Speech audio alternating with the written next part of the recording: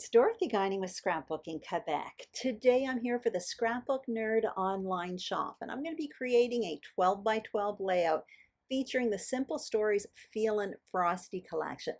This is a simple and fun design, and if you're short on time, it's a good one. Also, if you are tuning in on February 11th to 13th, 2022, there is an online crop happening at the Scrapbook Nerd Friends Group Facebook page. There are prizes, challenges, process videos, a Facebook Live. There's tons of inspiration, so head on over. I will put a link to that group below. Here are the supplies I'm going to be using, all from the Feelin Frosty collection. This collection is fun, colorful, wintry, but I find a lot of the images work really well for Valentine's Day too. And all of this came from the Scrapbook Nerd online shop. So I am going to link up the shop as well as the products I use in the description box below. So without further ado, let's get started. And you're going to see all I did in advance was mat 3 photos. I have 4 of them, but one of them is a 4 by 12 photo. Now I'm going to talk about that later on. And if you don't have a large format photo like that, that can be replaced with paper, and I'll talk about that later. So I'm showing you the paper from the Feelin Frosty collection. I also have metallic paper from an 8x8 Tim Holtz paper pad, stickers, and a bunch of embellishments, including a cut apart sheet of tags from the Feelin Frosty collection. I do use these dies. Those are from Echo Park from a collection called Magical Snowflakes die set. And yeah, so it's going to be easy. Let's get started. And the first thing I'm going to do is cut up some papers to prepare my foundation page. Now my back of the foundation page is going to be a piece of 12 by 12 white cardstock, but most of it is going to be covered up. I'm cutting these pieces mostly wider than what I plan to use them. I will be tucking them as I adhere them, but when I'm creating it at this point, I'm not quite sure how much I want these page parts to be visible on my foundation page. So I have to play around a bit. All that said, because when I put the measurements on the screen, it's going to be for visible page parts only. So if you want to overlap, and you'll see how I do that when I place them to the page, you can cut yours a bit bigger. Everyone is wider except for that black piece of cardstock. So you can see how I plan to set up my foundation page, including incorporating that 4 by 12 photo. That's going to be kind of like the border where I will be placing my photos. Now, if you do not have a large format photo like that, you can simply replace that with a 12 by 4 piece of pattern paper.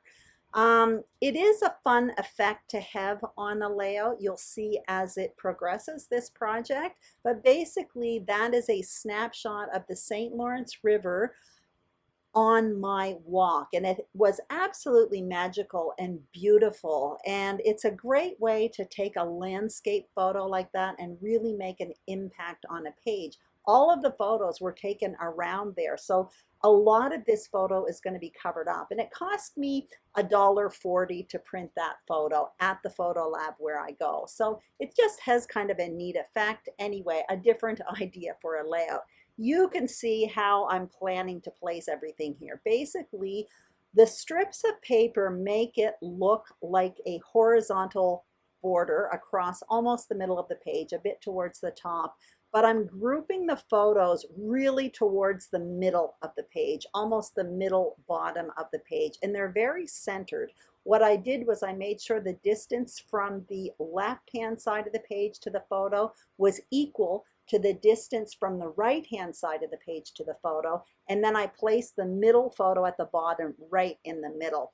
I'm showing you there, I got out the foam thickers titles from this Feelin Frosty collection, and I'm using the word fun and so much fun on a banner as my title.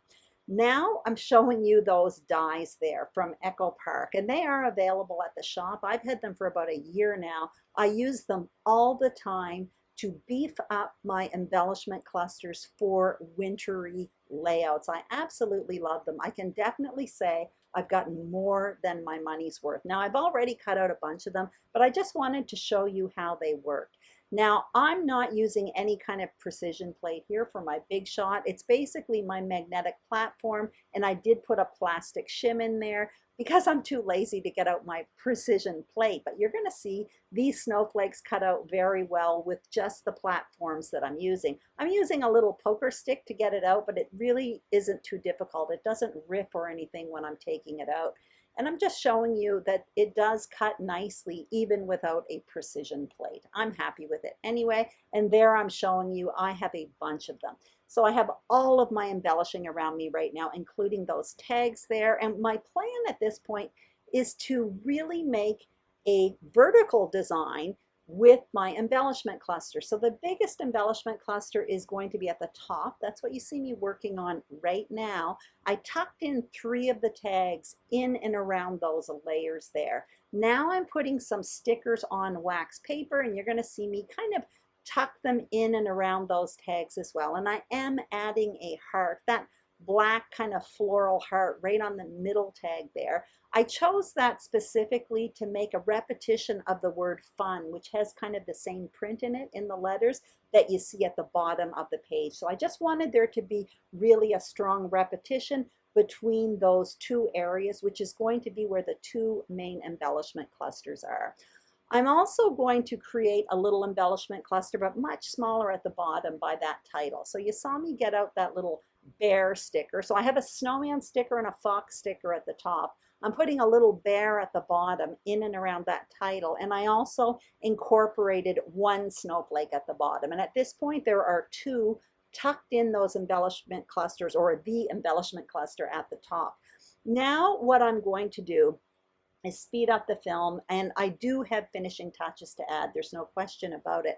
But at this point, I'm happy with what I've selected, so I want to adhere the title, that small embellishment cluster at the bottom, and then I will continue with that embellishment cluster at the top, and then what I will do is come in and add some finishing touches. I'm going to finish off those tags. I end up adding some more snowflakes. You'll see what I mean in a few moments. But basically, you can see here, this is super simple. I started by creating a strong horizontal line, and now I'm turning it into a strong vertical line with 2 main embellishment clusters, 1 at the top, 1 at the bottom. So basically it goes right through the photo there, and you're going to see when I do my finishing touches, I'm just going to add a few things through that photo cluster just to bring that embellishment cluster that's at the top, the main one, down through to the bottom one. And by the way, my journaling, I do have a plan for it. It's going to go right underneath the title at the bottom. So it's just going to bring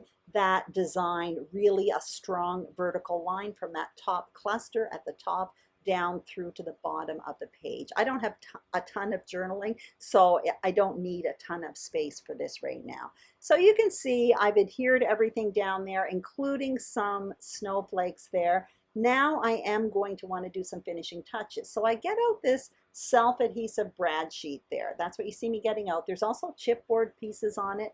But for those brads, I end up adding 1 to each one of those tags. And I'm really happy with that because the rims of them are silver, so it also matches my snowflakes.